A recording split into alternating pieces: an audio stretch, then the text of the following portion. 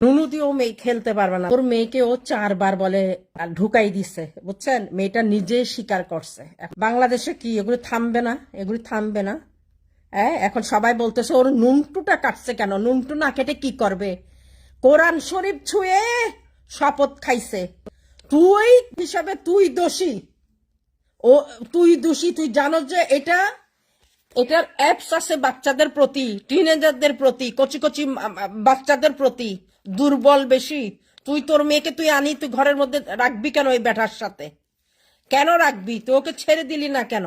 আচ্ছা তুই ছাড়তে চাস না, তোর মজা লাগিতেছে ব্যাটার চঙ্গাটা খাইতে, তুই তোর মেয়ে আনবি কেন? আর ওর নিজের বাপ কেন ওকে এখানে থাকতে জায়গা দিবে? টাকা খরচ করে প্রথমে মাদেরকে খাই ফেলাই, মাদেরকে খাই, এটা সেটা দিয়ে, বুঝছেন? তারপরে মেয়েদের উপরে চোখ দেয় আরি।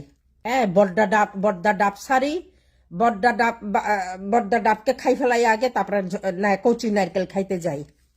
বুঝছেন না এগুলি?